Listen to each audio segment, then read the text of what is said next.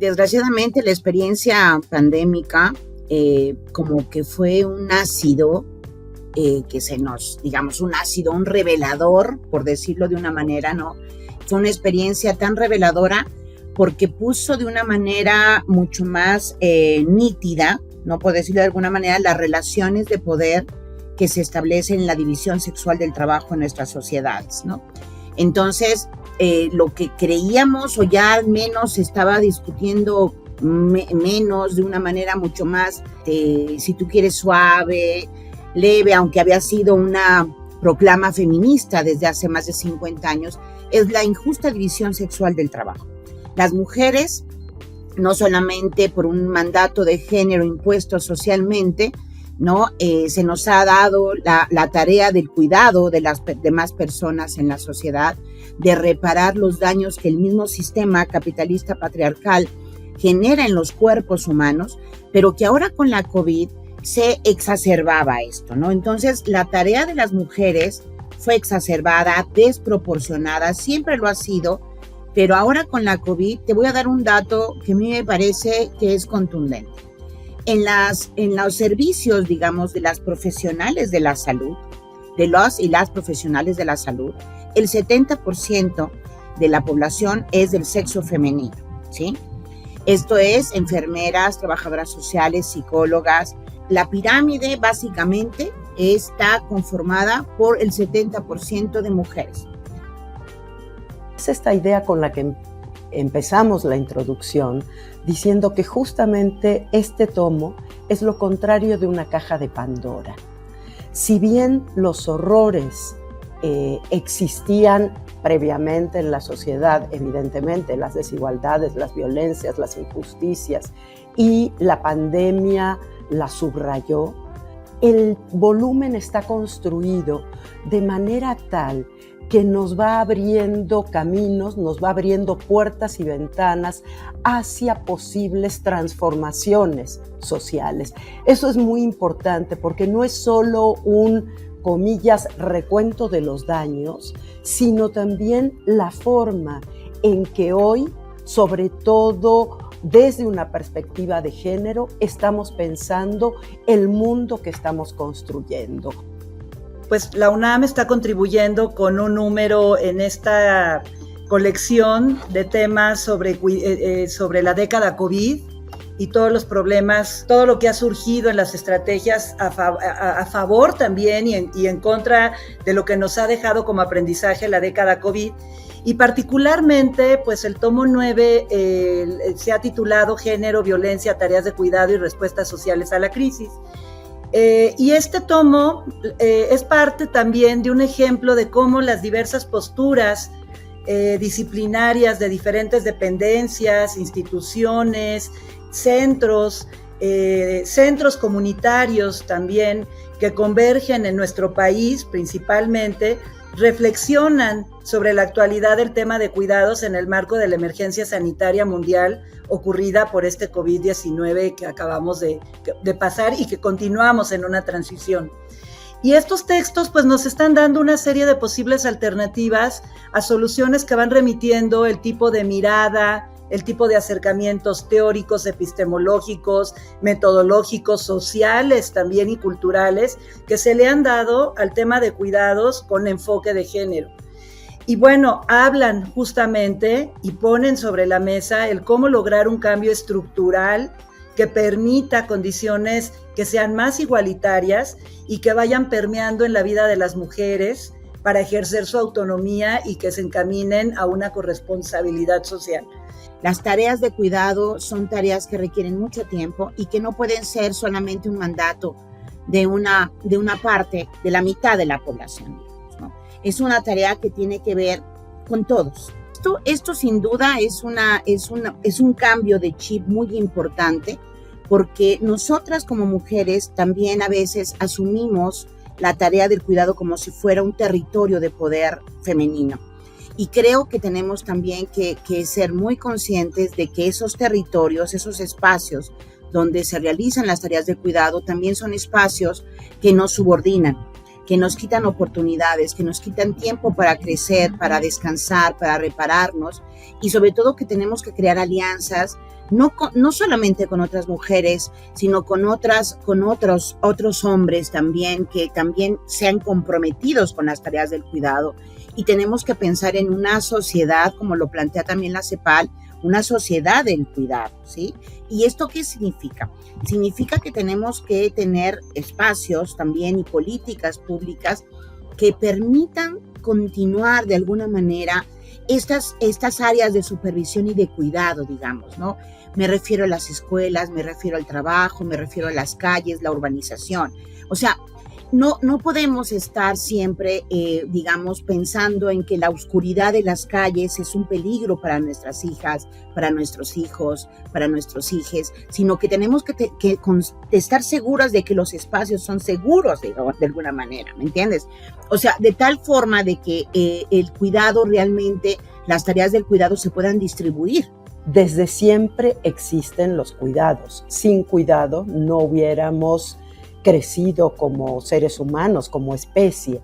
Ahora, ¿qué sucede cuando, como lo mostró la pandemia, el trabajo de cuidados se muestra tan desigual y tan injusto? ¿Cómo puede ser que aquello que es la base de la sociedad, la base de la vida en comunidad, pueda ser visto de manera tan despectiva, tan poco considerado, tan poco que nos parece natural que haya personas que cuiden sin ningún reconocimiento y haya personas que sean cuidadas? ¿Cómo hacemos para que como sociedad en conjunto podamos tejer estas redes de cuidado? Vamos juntos en una sororidad, acompañada realmente en una actitud de acompañamiento donde todas y todos podemos crecer con la protección y podemos crecer y desarrollarnos sin sacrificar a otras personas. Porque aquí lo que es importantísimo es que las relaciones de poder, lo que generan, lo que sugieren, lo que provocan, es el sacrificio de unas personas sobre otras. Y esto es justamente lo que no podemos seguir manteniendo, una relación extractivista de los demás, de la vida de los demás, ni siquiera una visión extractivista de nuestra propia vida. No es válido estos sacrificios porque lo que estamos también limitando es el desarrollo de las capacidades de las personas. Y el desarrollo de una nación y de una sociedad requiere el desarrollo de todos y todas, porque ahora lo que tenemos son personas, jóvenes, niños, niñas, que obviamente necesitan a alguien que los apoye, los cuide, pero también tenemos personas mayores que en edades muy avanzadas pueden desarrollar alguna dependencia. Entonces, tenemos este envejecimiento de la población, de alguna manera que es un fenómeno demográfico mundial y que va de la mano con esta transición demográfica primera, pero también una segunda transición demográfica, Aranza, que tiene que ver con la transformación de los hogares en cuanto a su tamaño y sobre todo dinámica, ¿no? Su estructura también. Entonces, claro que ya no podemos pensar en que tenemos nuevas condiciones, nuevas características en las poblaciones con mayor dependencia, sí que no es la misma de antes, pero además tenemos menos miembros en las familias y además esos miembros de las familias tienen nuevos roles en la sociedad. Entonces, por supuesto que las familias no pueden hacerse cargo. No estamos las familias nunca han podido hacerse cargo, pero el sistema patriarcal les obliga a ser amortiguadoras de muchas de las crisis. Un tema que muestra también como en el caso de las personas migrantes, de las mujeres indígenas, en el caso de la comunidad LGBT, la fuerza de las redes comunitarias de cuidado por encima de cualquier política estatal.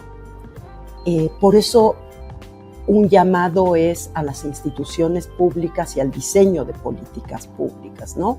Y decíamos también a los sectores privados, porque en realidad muchas de estas comunidades, y el ejemplo de las madres buscadoras quizás sea el más extremo, muchas de estas comunidades sobrevivieron por los cuidados comunitarios. creo que también un común denominador que tocan prácticamente el 100%, todos los capítulos de este libro, justamente es la necesidad de la política pública, de la estrategia, qué sigue, qué sí se puede hacer y qué se tiene que hacer desde todos los niveles. Esa es la pregunta.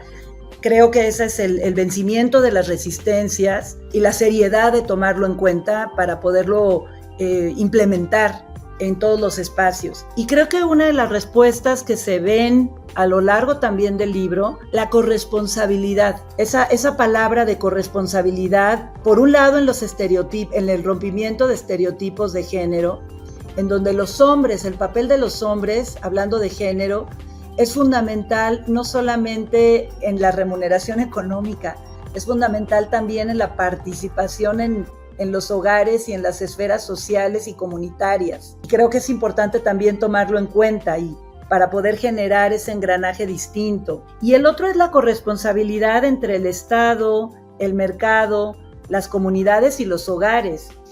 Y con esta corresponsabilidad estamos hablando, por ejemplo, de cuidar los sesgos maternalistas, ¿no? Contribuir a estos sesgos de género en la división sexual del trabajo, ¿no? Puede ser, de estos sesgos maternalistas me refiero licencias maternales extensas en comparación a las otorgadas, por ejemplo, a los padres con respecto a las madres. Ya habla de un sesgo maternalista en el tema de cuidados. Otro tema son las licencias u horas otorgadas que son diferencialmente para varones y para mujeres para el cuidado de dependientes, o las licencias paternales que son significativamente menores a las maternales. Entonces es ahí la reproducción de estos sesgos de género y de estereotipos que tendríamos que ir rompiendo también a nivel macro y a nivel micro para poder generar esta igualdad. Y bueno, ¿qué podríamos pensar ya en concreto que se vislumbra? Es generar espacios, por ejemplo, las llamadas políticas de tiempo, que son estas licencias maternales, paternales y parentales o para trabajadores que hacen trabajo de cuidados y en corresponsabilidad de familias.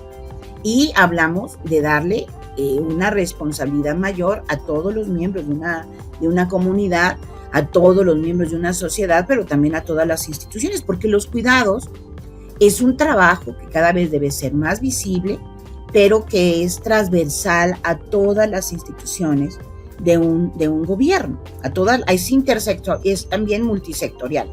¿Y qué tiene que ver? Tiene que ver el desarrollo de una ciudad, los transportes, la seguridad pública, la educación, el trabajo. Me gustaría, por ejemplo, también regresar un poco a cómo se puede ir hilando esto. Y creo que mucho tiene que ver con estos paraguas normativos que se están generando, que se han generado a nivel mundial, por ejemplo, con la OIT o con la CEPAL, o con, por ejemplo, está la Agenda 2030, el Objetivo 5.4 ya considera toda la temática de cuidados como una prioridad internacional a llevar a cabo con respecto al tema de la sostenibilidad mundial. Estamos en un momento de transformación, hay una demanda además importantísima de las nuevas generaciones que vienen empujando muy fuerte en un cambio. Lo vemos día a día en la universidad, pero lo vemos día a día también en las calles. Y yo creo, y ahí es donde está el punto esperanzador, que finalmente la pandemia nos dejó esta enseñanza, nos dejó la posibilidad de pensar a partir de ahora de otra manera o en los caminos para esta transformación.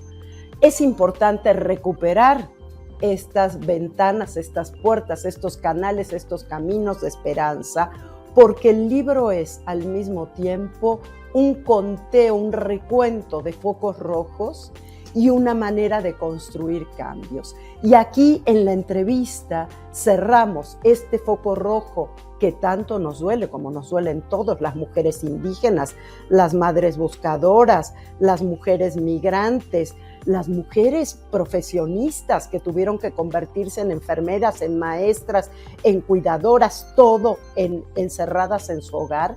Lo cerramos encontrando caminos de construcción de diálogo, encontrando caminos de construcción de espacios de convivencia, de respeto, de solidaridad y, como bien decía Tamara hace un momento, de la mirada y la escucha, que es algo que nos importa mucho en la universidad y especialmente en la SIGU, de escucha a la otra persona.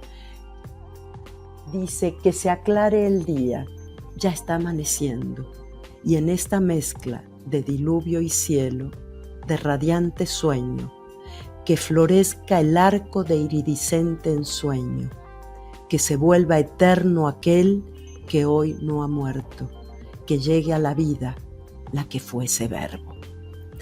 Y yo creo que con este ensueño y este fin del diluvio, con esta luz, podemos cerrar la charla.